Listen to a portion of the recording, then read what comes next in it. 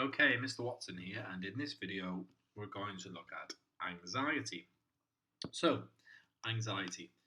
Anxiety is the negative aspect of experiencing stress, and it can be caused in sport by worry or apprehension experience, perhaps due to the fear of failing in a competitive situation or the fear of playing in front of a large crowd. Okay, so arousal levels are high due to emotional responses.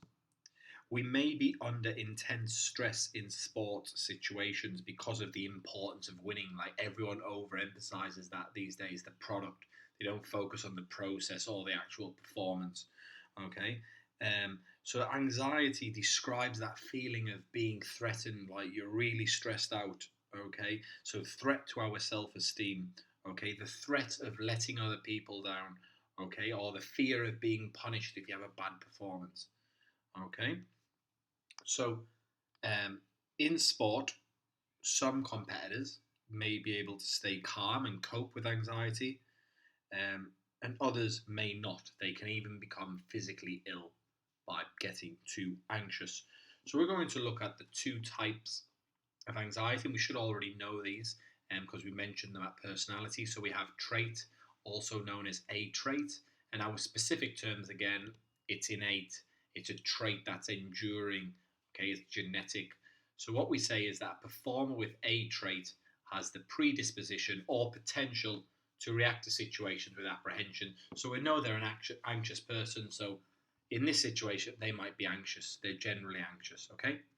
And then state, anxiety that is felt in a particular situation. A state. Okay. Now there are two types of this.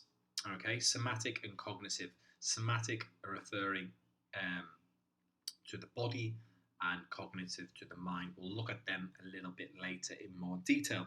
Okay, but as we're doing obviously A level P sport, let's look at sport competition anxiety. Okay, so this is like the anxiety or the anxiety that causes worry or apprehension during competitive experiences. So there are factors that relate to this. So we have individual differences in the way people react with a situation or they interact with a situation. So, for example, important games will generate more anxiety than pre-season friendly. So let's just take a look at a cup final and a pre-season friendly. They're both competitive matches, but one clearly has more meaning. So the likelihood is you're going to feel more anxiety, more worry, more apprehension in the cup final. Okay. Then we've got competitive trait anxiety. Okay. So these are people who perceive competitive situations as threatening. Again, threat to letting people down, threat to being embarrassed. So they're affecting their self esteem, their self efficacy. That might already be low anyway. This could crush it.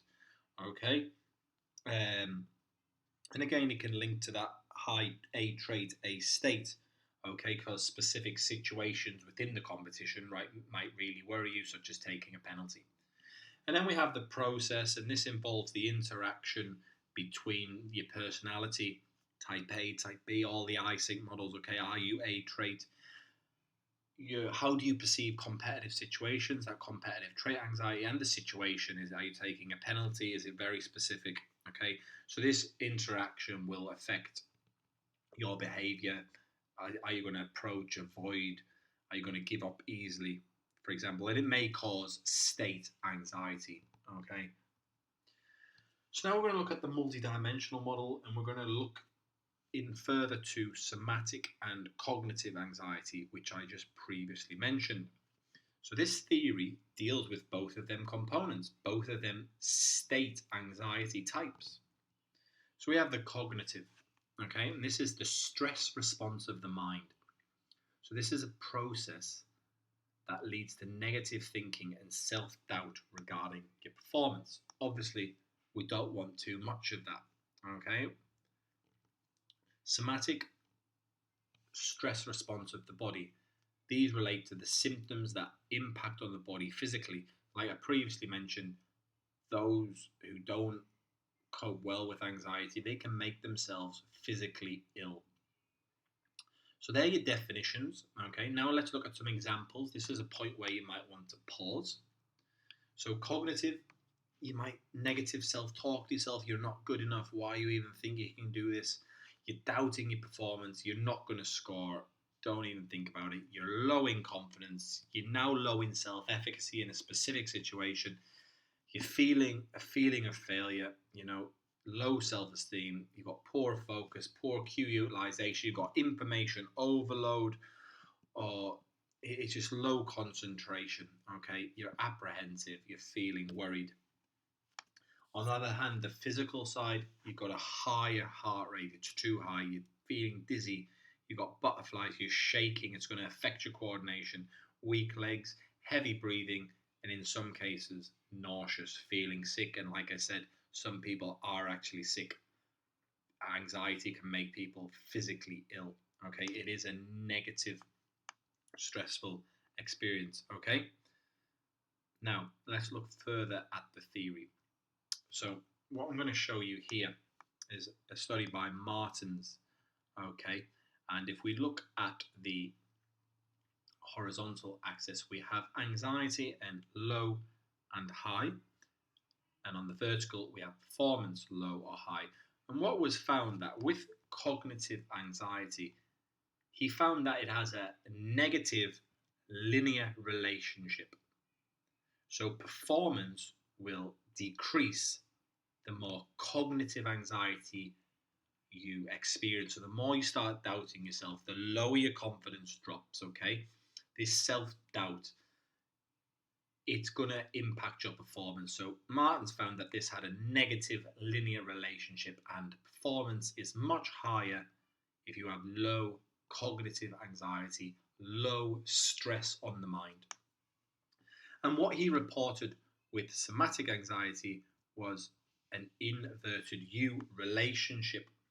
So what he said was that, okay, you do need to increase your heart rate, and sometimes feeling a bit of adrenaline, a little bit nervous is important. However, there's almost like that optimum point, that moderate level, okay? And when anxiety keeps increasing, especially physically, it makes you unable to perform and potentially physically ill, okay? So we do need to get that heart rate going. We do need to have that physical drive, we're ready, that alertness. However, we don't want a lot of this, and once it gets high, it's going to have a negative aspect of experiencing physical stress on the body. So that was the first thing Martens concluded. He also interestingly gave us a time frame and how these can affect. So as you can see on the vertical there, we've just got anxiety score. So this could be a low, high, whatever your anxiety is, are you A trait, okay? And then across the bottom, we had time. So the plus means before the event, the minus means after. So we got 48 hours before, 24, 12, 6, an hour before, and then during, and then 24 hours after. And what Martens determined was that with cognitive anxiety, it was relatively stable. So if you have high cognitive anxiety, you're an A trait person, and also going to cause you to have A state, that's going to be the relatively stable throughout. And then after the competition, it's going to lower, okay, up to 24 hours after. So even if you have low cognitive anxiety, you're not really worried about it, the game. It's going to be stable, and then it's going to be even lower after, okay? But what we said about somatic anxiety, that this was low before competition, and as it got closer, it spiked. So obviously it makes sense. You're not going to have sweaty palms or heavy breathing 2 weeks before, and not even 2 days before. But as you're approaching within that 6-hour window, and then an hour before, it's going to spike. So if you're going to experience physical anxiety, somatic anxiety, you're going to experience them weak legs or the trembling or the butterflies an hour before. And then as you start the game, what it suggests is that it lowers. And then after performance, you've got rid of it. So as you start playing, you're in the zone now. You're there now. You're playing. Okay, you've got rid of that. I just want to point out here, though, what has been found with this is that Cognitive anxiety, especially in team sports, it can fluctuate throughout the performance. So if you're low in confidence and you already experienced that high anxiety, during the performance, it can fluctuate. So let's just say you make a great pass. Oh, you might be less worried. Oh, I'm actually enjoying this. And then a moment later, you miscontrol the ball, and all of a sudden you're worrying again. Or if you're defending in football and the attacker's dribbling you against you, you tackle him. Okay, you start to feel better, less apprehensive. But then in the next attacking phase, he nutmegs you and he's left you for dust. Okay, so you can see how they could fluctuate. You can still have worries in the game, but the general feeling is that once that game's over, even if you have been anxious, it will lower. It's past now. You might still worry and feel anxious after the event, but not as much as you were previously experiencing before in the approach to the event. So that's the multidimensional theory. And we're just going to finish with how we can measure. So go back to the sports competition anxiety, and what's fairly popular is the SCAT, and this is the Sport Competition Anxiety Test. And this involves getting competitors to complete a self-report questionnaire to assess the anxiety they felt during the competition. So this test measures competitive trait anxiety. So do they feel threatened by the competitive situation? And this test is known to be reliable because it tests the tendencies to become anxious about competition. So what that allows us to do is predict future state anxiety. So anxiety in a particular situation, i.e. competing in sport. Okay. And what they found is, and this is why it's very valid and reliable, is they found that cognitive anxiety remains stable as the competition approaches, just like Martin's did. So it's backing up research. And somatic state anxiety tends to be low leading up, but increases a few hours before. So it actually gets a lot of attention, this questionnaire, because it relates to research. Okay. So that's just the way you can measure sport competition anxiety tests. So that's our anxiety. We've got our types: A trait, A state.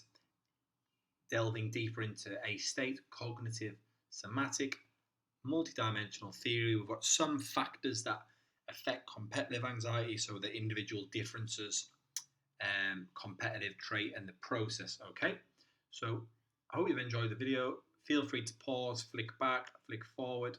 Okay, thank you.